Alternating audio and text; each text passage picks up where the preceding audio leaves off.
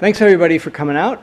I'm Dan Rayburn. I'm the lecturer in nonfiction here at the University of Chicago. Okay, so how to talk about this book. I'll start with something that a teacher of creative nonfiction, a professor of creative nonfiction, says within the book. She says, writing the book can't be the plot of the book. But it is. There's a doctor in the book who, when Jeannie tells him that she's losing her mind from grief after the death of her father, says everybody loses their parents. This can't be about that. But it is about that. And Jeannie Vanasco, the character, tells her doctors, any sane, grieving person would question these coincidences, likely see them as signs. I think they are signs. If you think that's a delusion, that's fine. And I think that's what this book is about. It's about 100 things, but I think it's one of the things it's about is art and how we make it. I think it's a book about the madness that is art, about pattern recognition, and about being attuned to the world in such a way that you start finding rhymes everywhere. Sonic rhymes, but also visual rhymes. Rhymes between events and characters and people, actions and gestures. It's about making meaning even where there probably wasn't any before. So when Jeannie's father was on his deathbed, she promised him that she would write a book for him. And midway through this book, she reminds the reader of this and admits that this book isn't it. It's not the one she promised. It's not the one she intended. The one she thought it would be, which is why I think it's the right book. It's the only one, because it's the one that couldn't not be written. It's the one that everyone in her life told her she should maybe, probably, or definitely stop writing. Her mom, her counselors, her therapist, her doctor, her boyfriend all told her, maybe you should take a break. They told her it wasn't good for her, and that it was kind of driving her crazy. They didn't say that, but they didn't have to. They asked her to take a break, and Jeannie said, I can't. Because what they didn't know was that for Jeannie, not writing the book was worse. Writing the book was keeping her together for the 10 years after her father died. It was keeping her together as much or more than it was pulling her apart. I think she wrote the book to keep her dad alive, but I think it kept her alive too. Every time she thought she was dying of grief, she thought, I can't kill myself. I still have to write the book. I promised Dad. Every chapter of this book begins with a sort of a prologue with editorial comments about what you've just read or about to read, about the struggle to tell the story, which becomes the story. It's about the impossibility of telling the whole story. It's a book that interprets itself as it goes, and that's what raises the stakes and thickens the plot. It's a kind of detective story as well as a love story, and a story about stories, a ghost story, a story about the most important man who ever lived, the narrator's dad, her literal reason for being. It's a memoir, but memory contains multitudes, if not almost everything, maybe even the future. It's an interview, it's an essay, it's a journal, it's a biography, it's an autobiography, it's a book about books, about art, and again, about making meaning where there wasn't any before. I think it's a poem, ultimately. And when I read it, I felt like it was written for me. So please join me in welcoming Jeannie Vanasco.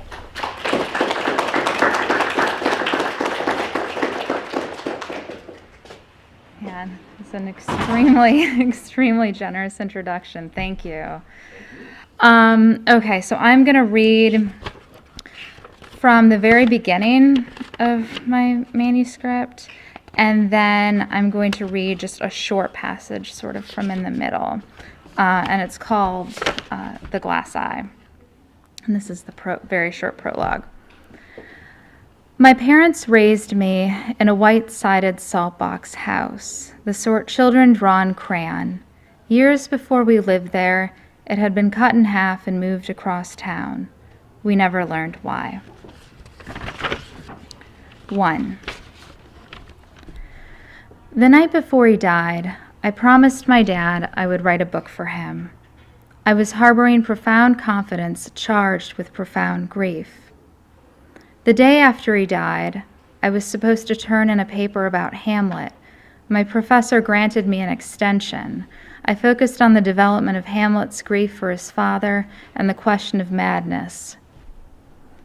The week after he died, I was supposed to take a sociology exam. My professor did not grant me an extension. I did not read the chapter about grief, though I answered the questions about grief correctly. 1 month after he died, I wrote on my arms and legs until they turned black. Before I lost him, he lost his left eye. I left his left eye. He is not his glass eye. The eye left him. 9 years after he died, in an attempt to organize my thoughts, I started keeping several color-coded binders labeled Dad, Mom, Jeannie, and here I should mention Jeannie without the letter I, that's my deceased half-sister, but pronounced the same as me, so Jeannie, and mental illness. And within each binder are categories such as vision and voice. Jeannie, with an I, isn't a binder. I'm mental illness. And I forgot to preface, so the book, the structure is built off of these, inspired by the different binders. And so you may hear me read like Dad, Mom before a few sections, and that's to indicate those sections kind of fall within those binders. Okay.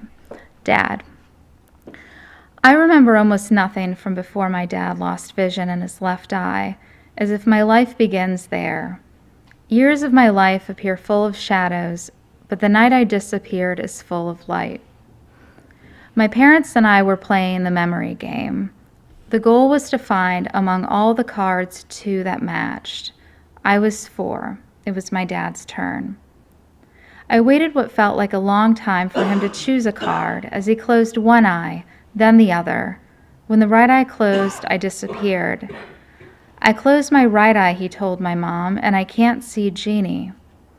I closed my left eye, then my right, a game of illusions that moved objects, moving my dad an inch each time. In photos, my dad is almost always looking at me, never at the camera. This made it hard to choose his obituary photo. In the newspaper, my mom and I were cropped out of it. In the original photo, the 3 of us are at the kitchen table. My dad is 66, my mom is 46, and I'm 4. In a month, at that same wooden table, his left eye will stop working.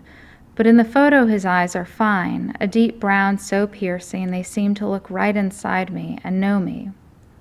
What hair he has is white and blends in with the white curtains behind him. His olive skin shows wrinkles. His forehead and cheeks have a greasy shine. He looks strong, thick-waisted, but not fat. He wears belted gray slacks and a crisp white button-down shirt.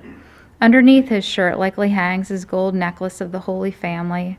He stands behind my mom, leaning in and smiling. She's smiling too and holding me on her lap. With her clear tan skin and thick curly blonde hair, she looks young enough, is young enough, to be his daughter. And then there's me. At 4 years old, I want, or will remember wanting, one blue eye the shade of my mom's, and one brown eye the shade that my dad and I share. But in a month, his eye doctor will tell me, you have your dad's eyes, and I'll never want a blue eye again. My wavy brown hair is pulled into a ponytail tied with a blue ribbon. My dad likely tied that ribbon. When I was a child, he did my hair, trimmed, brushed, and often braided it. He'd been a barber when he was young, and throughout my childhood, he seemed young. Worried that other children would tease me about his age, he tried to color his hair dark brown the year I started kindergarten. It turned deep red, and until it faded, he wore a hat everywhere, including at home. Mom. Almost every day my mom and I talk on the phone, and almost every day we talk about my dad. He finds his way into the conversation, or rather we lead him there. I remember this one time your father. How did Dad tell the story? I wish I could have him back. She still lives in Sandusky, Ohio, in the house he died in. I live in New York, not far from the house where he was born. You only wanted him, my mom says. You wouldn't stop crying unless you had him. You wouldn't let me put you to bed, read you stories. You were with him all day. You were used to him. I'd call from work and ask what he was doing. I'm making Jeannie animals out of paper, or I'm teaching Jeannie how to twirl spaghetti. She pauses. He saw how unhappy I was. She needs her mother, he told me, so I agreed to quit working. You were a year old. I was worried about money, but he said we could make do on his retirement and Social Security. And we did. No one could say I did without. I had dogs and turtles and bunnies. I attended private school. I practiced ballet at a dance studio near the lake, learned how to paint fish and birds on Saturdays in an artist's home. Every month I accompanied my dad to the bank where he bought savings bonds in my name. For your college someday, he said. Dad. I remember only one visit to my dad's eye doctor, though my mom tells me there were more. My dad sat in the middle of a white room, peering into a coal-black lens machine with his left eye. A circle of lights shone over him. I stayed at my mom's feet with a coloring book. His doctor leaned cautiously into him, prodding the eye with a wand of light. The doctor left the room and returned with a nurse. She motioned for me to follow her into the hallway. I did, and she closed the door behind us. Your grandfather is a brave man, she said. She told me to stay where I was and disappeared into another room before I could say, he's my dad. I cracked open the door and looked at him. The doctor was pressing a needle into my dad's eye, and my dad didn't flinch. Mom. How did Dad accept the loss of his eye? I asked my mom. Did he accept it? Yes, I think so. I don't know if you remember how he used to throw up constantly and couldn't walk up and down the steps. We had that sofa bed in the living room, and he had to sleep down there all the time. It was like a pressure that built in his eye. He either had to live with it or have the eye taken out. So he said, let's have the eye taken out. I remember the hospital felt a long way from home. I remember we stopped on the way and ate hamburgers in what used to be a bank. Chandeliers hung above us. Do you remember the priest in his room, the other patient, she asks. No. The priest told your dad, I don't know if I could accept that. And your dad said, well, what difference does it make if I accept it? It's not going to change it. He was very brave about it. Your dad was very brave. Dad. Almost every week when I was a child, my parents either walked or drove me to the library, a turreted limestone building. One small room on the grown-up side featured a glass floor. You won't fall through, my parents took turns promising. My dad would offer me his hand, and I'd tap my foot against the glass and say something like, next time. But I wanted to walk bravely across the glass, and I want to say his loss of his left eye gave me courage. I knew his surgery meant he was brave because that's what his nurses and doctors told me. But I forget my immediate feelings about conquering the glass floor, about seeing, for the first time, the room's books about wars, physics, and clouds. I remember, though, waving at my dad from across the room and returning to him. Mom. Degenerative eye disease, maybe, my mom says on the phone. Advanced glaucoma. The doctor said it happens to something like 1 in a million people. What happened exactly? Your dad's tear ducts were closed and clotted with blood, and the doctors couldn't get them to drain. I don't know what you call it. Try to remember. I can't. Dad. Not long after he lost his eye, I lost one of my front teeth. My parents told me to put it underneath my pillow. For the tooth fairy, they said. In the morning, instead of my tooth, I found a $100 bill. I ran down the steps 2 at a time. The tooth fairy gave me $100, I shouted. My parents exchanged looks. Wow, my mom said. I bet the tooth fairy thought she gave you $10. My dad opened his wallet. Her mistake, I said. Mom. He built me toys and shelves. He wanted to prove himself, my mom says, after I again call, asking about his eye. One morning, this was a few weeks after his surgery, he started building you a dollhouse. I was washing dishes when he came inside with a piece of wood stuck in his stomach. I almost lost my hand, he told me. You weren't there, you were in school. Was it serious, I asked. The wood wasn't in deep. I helped him pull it out, but it hurt his confidence. At our next garage sale, his saw shared a table with clothes I'd outgrown. I was assigning prices with our sticker gun. How much for the saw, I asked him. The question seemed so inconsequential then. Dad. I watched a woman paint my dad's new eye. Spools of red thread, shiny blades, small jars of paint, and brushes thinner than my watercolor brushes were arranged on her long desk. It was important the new eye look like rather than be an exact match, because no one's eyes matched perfectly.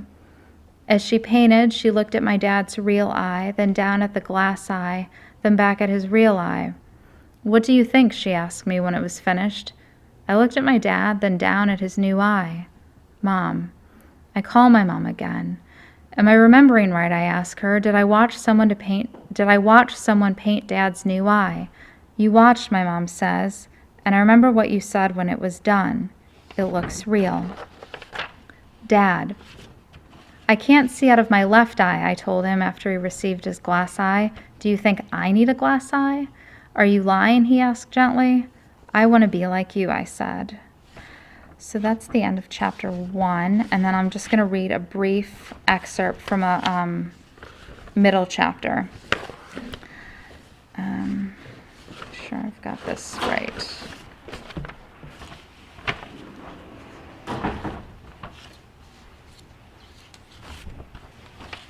Okay. All right. This is from chapter 12.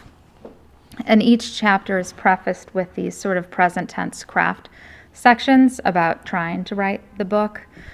So that's how this one will begin. I did talk to my doctors, or thought I did, but my medical records from that first hospitalization allege otherwise. She said that she does not feel comfortable talking about her feelings and prefers not to do so, one doctor wrote. I tried to make the doctors understand. The I in my name mattered to me because my dad thought it mattered, because it separated Jeannie from me through language, because language mattered, because how else was I to show my love for my dad except through language? After he died, I wrote him a letter. Dear Father, I never referred to you as my father until I lost you. The word sounds distant, conceptual. One letter could make you farther. I miss Dad. This morning I combed through the latest draft of the glass eye and replaced most instances of father with dad. Father felt forced, too formal in my mouth. It felt removed, so I removed it. According to that logic, I could delete his death. Mental illness. Of course I hallucinated my eyes had fallen out. My dad lost his left eye to a rare disease when I was a child. And of course that first major breakdown came 1 month shy of college graduation. My dad died 1 month after I started college. But patting my bedroom floor, feeling for my eyes, I couldn't see the significance of my hallucination. I couldn't see my eyes. So you could see everything else, a doctor asked me, just not your eyes? My dad had a glass eye, I said. The doctor, despite clipboard and pen, wrote nothing. I tried again. So the hallucination makes sense, I said, and he started scribbling. I told the doctor that my dad had died. Then I told another doctor, and another. I told the doctors that my dad had lost his left eye to a rare disease. He had a glass eye, I said. It seemed relevant, a metaphor that explained my grief for my dad. How did he see me? Could he see me? I told them that he'd lost a daughter named Jeannie. I tried to explain that her death at 16 almost destroyed him and that his death was destroying me. He added the letter I to my name, I explained. I repeated I to them. E-Y-E, lowercase I, capital I. I had solved the equation that was my identity. I plus I equals I. Do you see now, I said. It's all related. But nowhere do my medical records mention his eye. Nowhere does Jeannie's name appear. Instead, the doctors focused on my eyes. And this was a very flattering excerpt from a medical report, so I included it. Attractive slim woman with long eyelashes carrying 3 books, including the latest Paris Review. Cooperative, yet avoids direct eye contact. Pleasant, but looks frightened. Her affect is blunted and eye contact is poor. Social worker just shared that the patient feels strongly she does not want her mother to know she is here. She looked down most of the time during the discussion today and seemed less open in the one-to-one meeting today than in the meeting where there were 4 of us yesterday. I tried to talk about my feelings. This is grief, I said. The doctors said grief operated differently. Had you known him, I said. But instead of asking about my life with my dad, they asked how he died. I don't know, I said. He was 80. He had a lot of things wrong with him. Natural causes, they asked. The coroner wrote throat cancer, I said. When did he die, they wanted to know. I told them again and again that he died the fall of my freshman year. I was 18, I said. Why do you keep asking when? My memory tells me I was hospitalized a few weeks. My medical records tell me a few days. I slept mostly. I have no cinematic scenes. A friend brought me a stack of old Paris reviews. Another patient grabbed mashed potatoes off my plate with her bare hands. My roommate, a middle-aged philosophy professor, never said a word. Electroconvulsive therapy. At the medication window, a nurse spoke to me in French, and I thought I again was losing my mind. The Paris reviews caused her confusion, she later told me. I wrote and rewrote the same lines of poetry. Massaging his iris, a dab of brown, and a soapy film, cleaning my father's eye and my palm while he lies between the silver rails of his bed. This is what the end looks like. And then, in the margins, but I never touched my father's eye. What I remember most clearly is sketching my dad on scrap paper, the outline of his broad face, his wide nose, his large brown eyes. I made quick marks on the sides of his otherwise bald head, indicating hair. I used a plain pencil, and so the olive stain of his skin was invisible, the deep brown of his irises invisible, the white of his hair whiter than the white sheets of paper invisible. What was it about your father, the doctors and nurses on the ward asked. What they really meant was, you're not normal for behaving this way. And maybe I wasn't. Maybe I mistook the emotions I felt for unconditional love when in fact they were part of some illness. Maybe my dad's death triggered something already inside me, some bad gene. Or maybe the something already inside me that it triggered was even greater love for my dad. What was it about your father, they always asked, and I always replied the same way. He loved me. Jeannie. I left my dad the night before he died. Would Jeannie have done such a thing? I wasn't with him, I reminded my doctors again and again, but they were more concerned with my writing or about how I was writing. She reports a decrease in appetite and inability to sleep 5 nights out of 7, during which she stays up to write. Elsewhere in my records, she also states that she needs to write. She further went on to say that she does not have a desire or drive to write, but states that she shouldn't have to want to write. I just need to write. What did I mean that I lacked a desire or drive to write? I'm fine, I said, according to the records. I just want to go home. I need to be writing. The records also say obsession, phobias, has been obsessing on one poem the whole school year. The poem was about him. The obsession was him. Why didn't the doctors direct their attention to my love for him? They decided I had bipolar disorder. They cited mania. One sign of mania, pressure of speech. Another, flight of ideas. Another, clang associations, connections between words dictated by sound rather than meaning. To me, I and I and I are connected by meaning. Maybe I was experiencing mania. I know I was experiencing grief. Thank you. Mm-hmm.